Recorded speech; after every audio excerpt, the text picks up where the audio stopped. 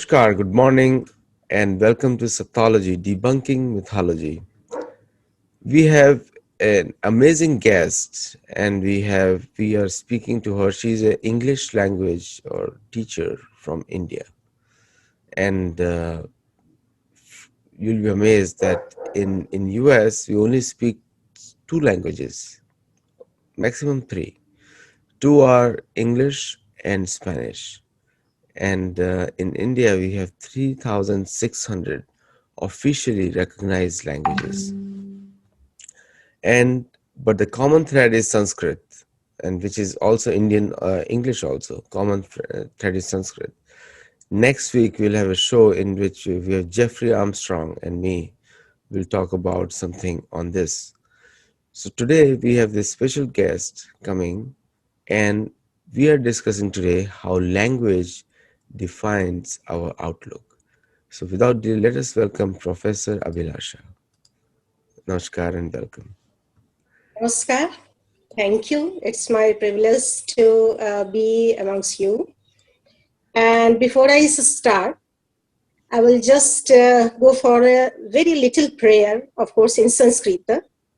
And that is, Sarve bhavantu sukhida, sarve santu niramaya, sarve bhadrani pashyantu ma kaschit dukh bhag bhavet. With this, I would like to talk on this very interesting and pertinent issue that Sattology. And the meaning of what I have said is, may all of us stay happy, may all of us stay healthy, may all of us stay blessed. No, beautiful. In today's discourse, I would like to draw your attention and those who are here towards some of the very basic questions which of course affect our life and life's perspectives. The first thing is that though it may sound very amazing, that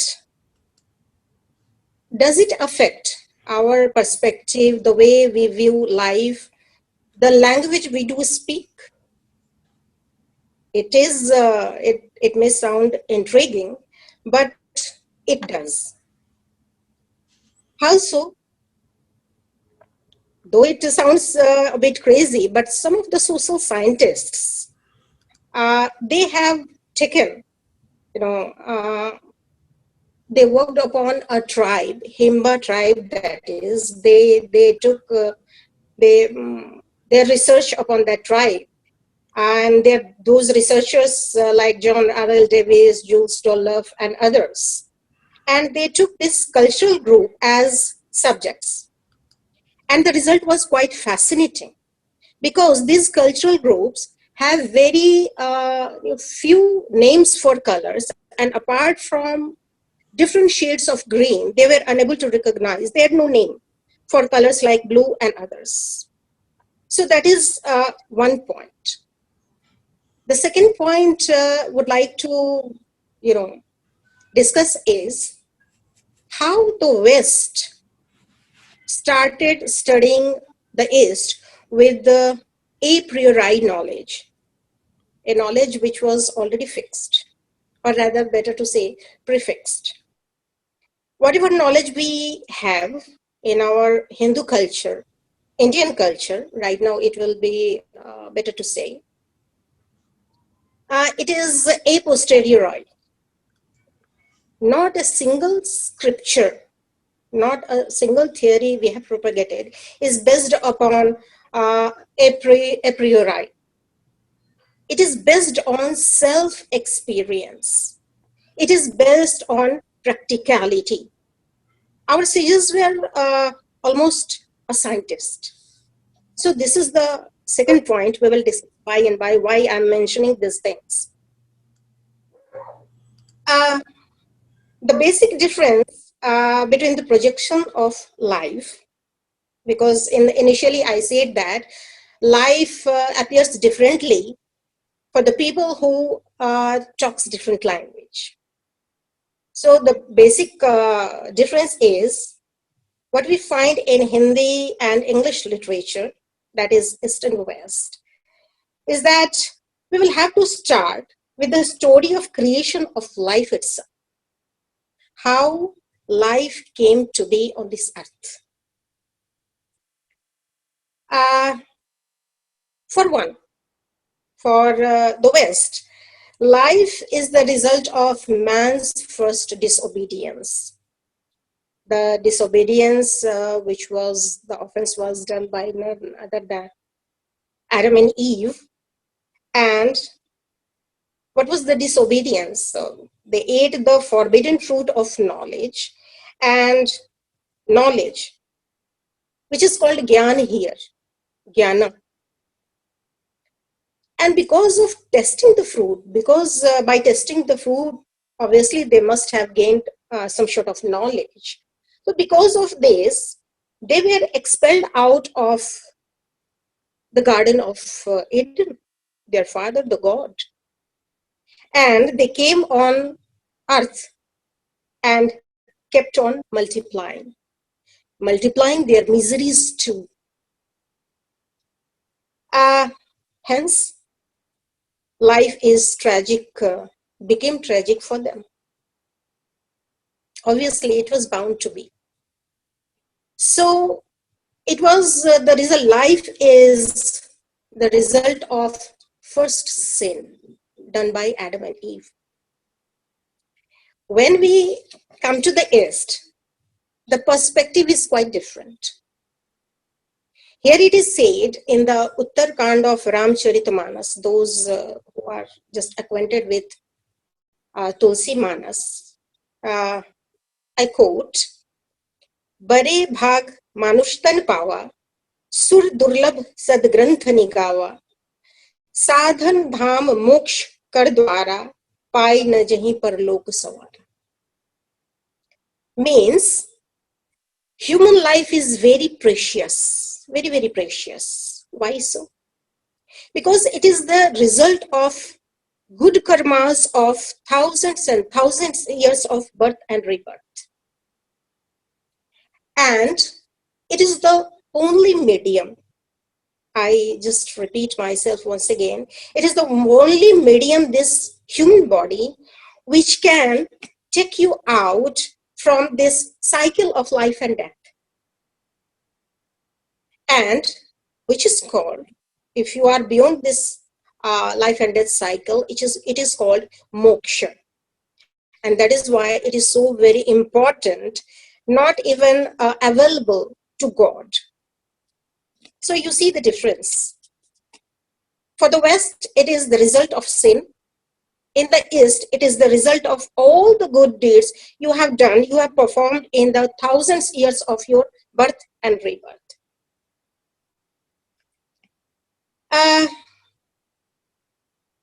It is only in human body that we are, as I said, capable of attaining moksha.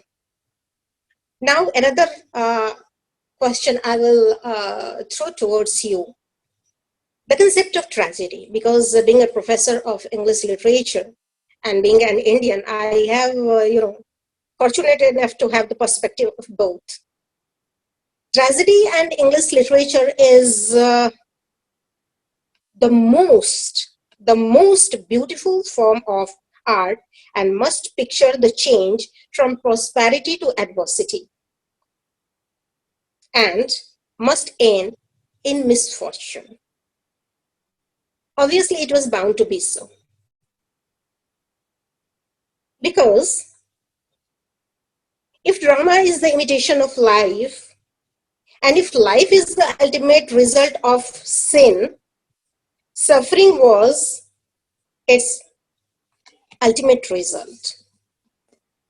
I'm just hitting out the same two oppositional perspectives.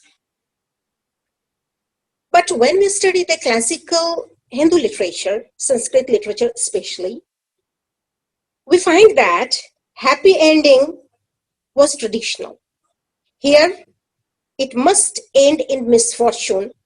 In the Eastern literature, that is Hindi or Sanskrit literature, it must always end on happy note.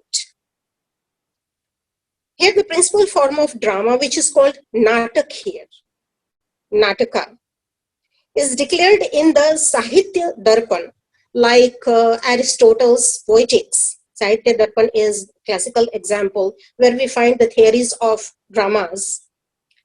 Uh, what he has written, it must abound with sentiments of pleasure as well as pain.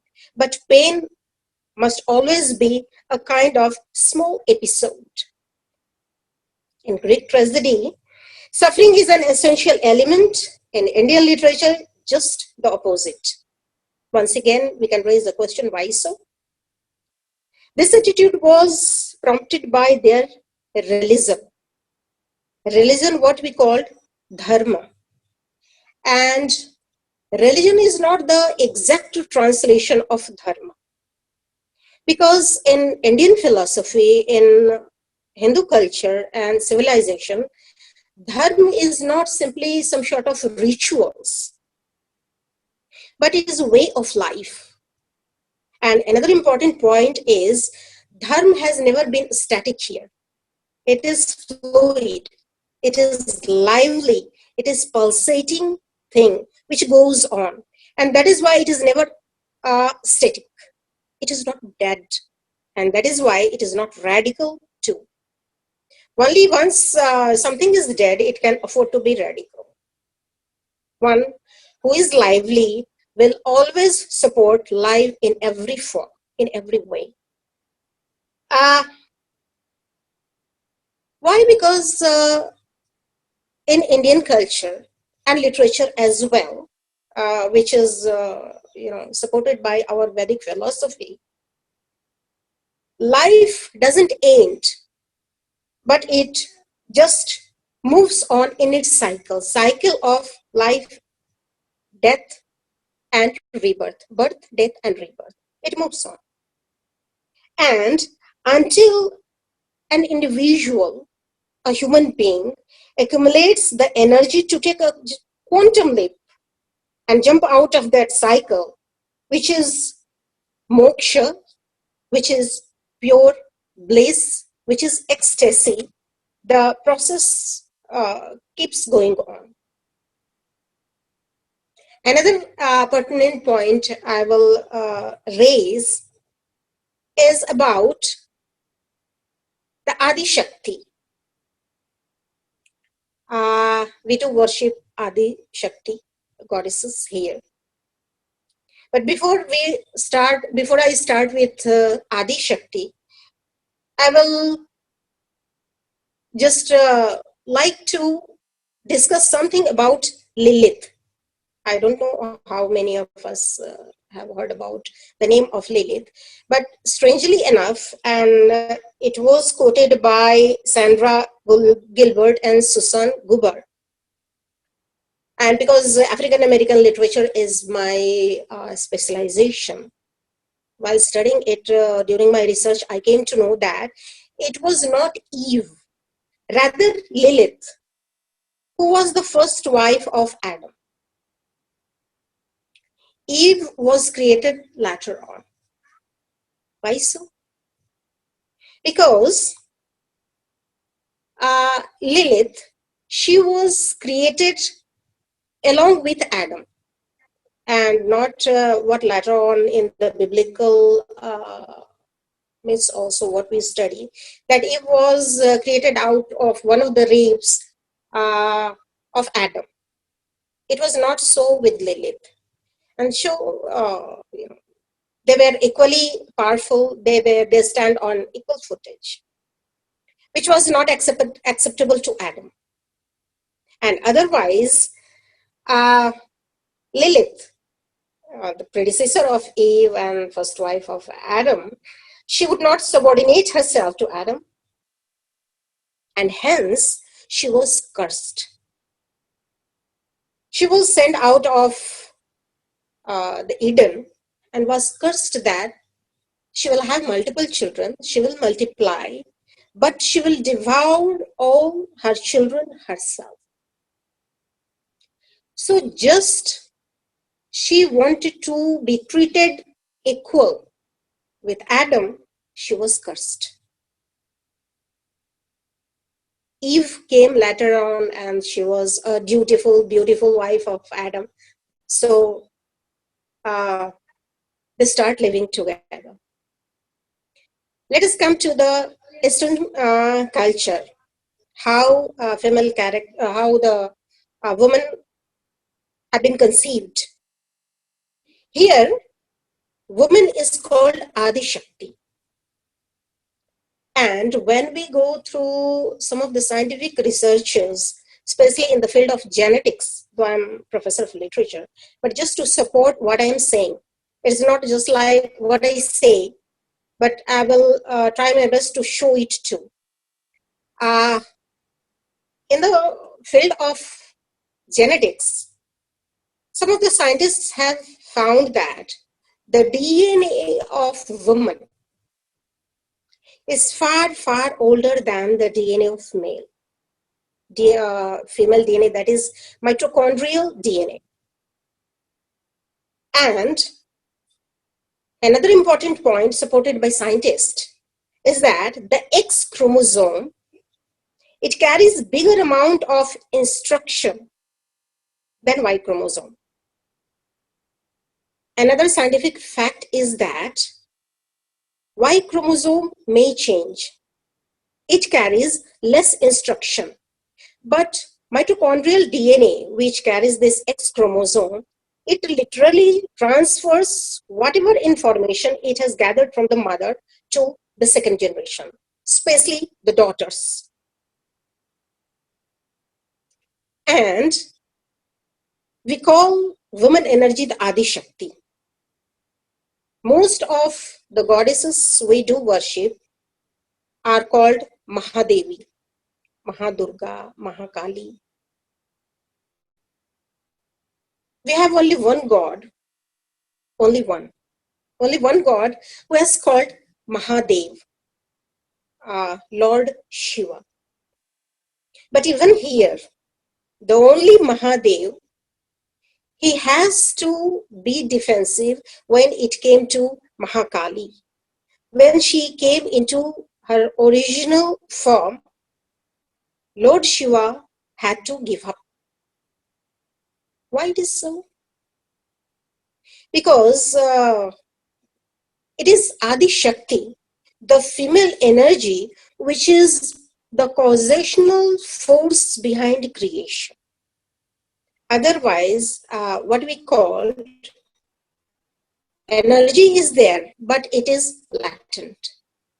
It is the power of female energy which gives the form of life, a new form of life.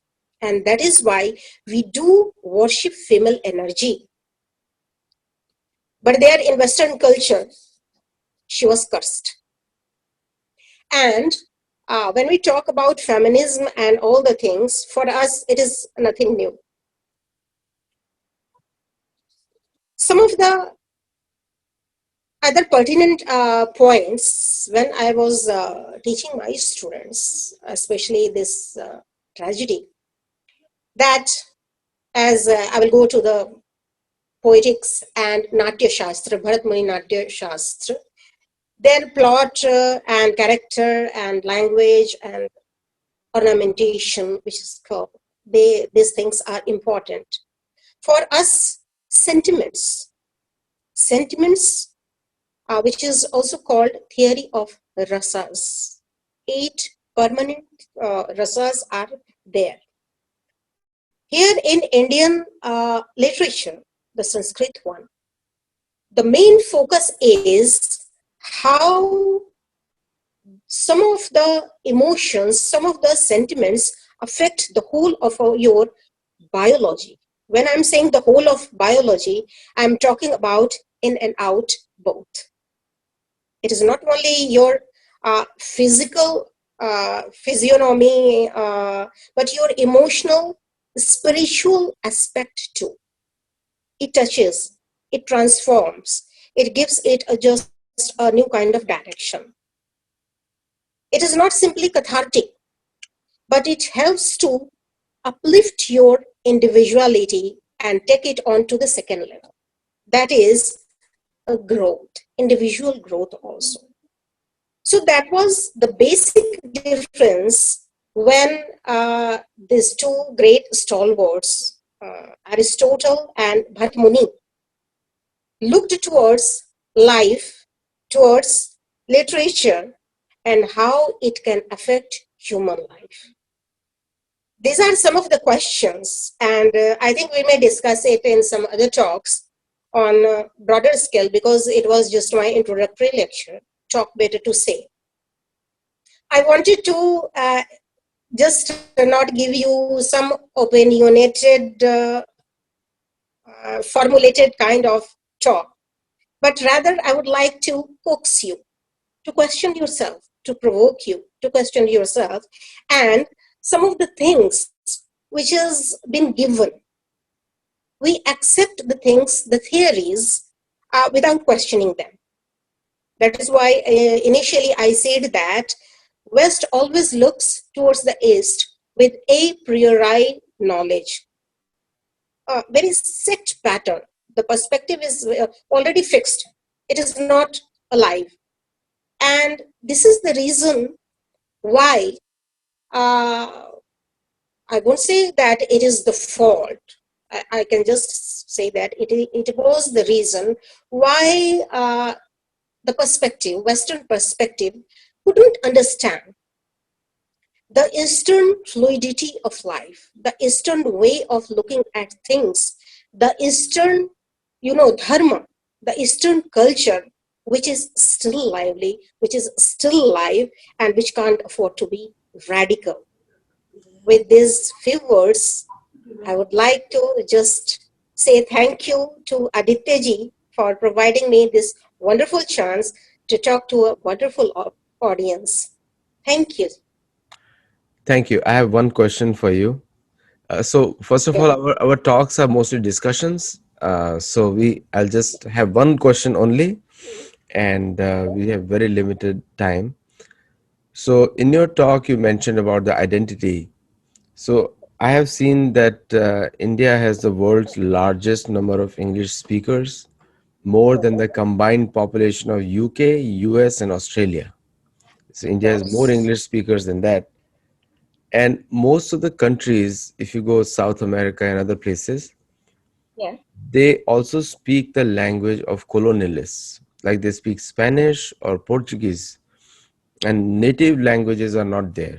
The invaders. So the identity of most of those people is gone, you know, because the language defines the thought process. Yeah. So, Yes. Yes. so why you see that in India there is no focus on speaking in the native languages and then translating? It is a very pertinent question, especially in today's scenario. Because when you ask this question, why the focus is on this language, English language, it has nothing to do with culture. This is my opinion. It is just the business, the politics, and the thing that how far you can reach to other people. It is just the overreaching, that side of the continent, here and there and everywhere. And because English was the language of colonial masters, they spread it everywhere. So right now, this is the only, almost, not exactly, almost the only means which can bind people all over the world. You mentioned that why other countries, they have almost, forgotten their own language. Why it couldn't happen in India? If I'm getting your, hints right. Uh, I will have to quote some historical facts that India had the first international university. And when it was burned, Nalanda Vishwavidyalaya I'm talking about, when it was burned, the manuscripts kept on burning for years. Even then, they were unable to. That is what they had done in other countries also.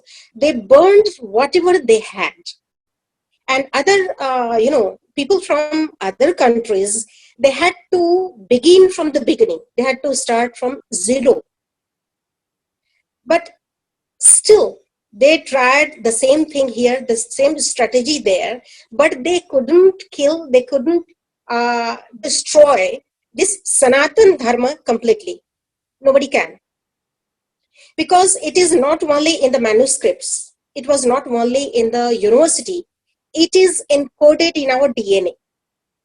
And that way I'm proud to say that no outer force, otherwise you can see the history of India, Hindustan, that is, time and again it was attacked by people, but still the dharma, the civilization, it keeps going on. That is the best answer I can have for your question, for your question. Thank you very much for coming on the show today. And thank you, viewers, for watching it live. Some of you were live there.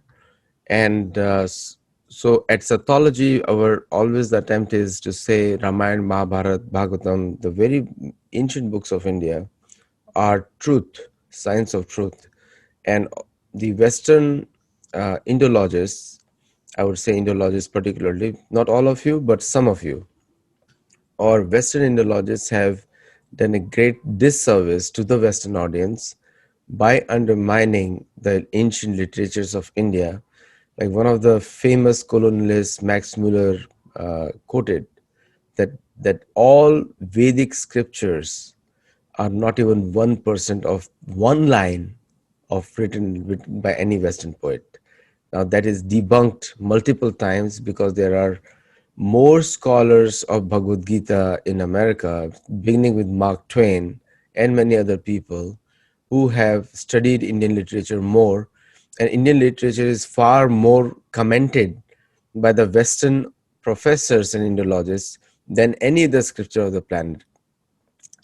The That reason is why why I say, the reason that is why why I say, the reason why Indians never commented on the Western literatures was because there is not they are not as uh, deep as compared to the Indian literatures. I think that's the main reason. So we'll stop the show here and thank you all for watching. And we'll come back again with the next show. Thank you very much, Professor Abhilasha ji, for coming and sharing your thoughts with us. thank It you. was a pleasure to hear you, and it was a pleasure Thank for you. all of us. Thank you and namaste. Namaskar.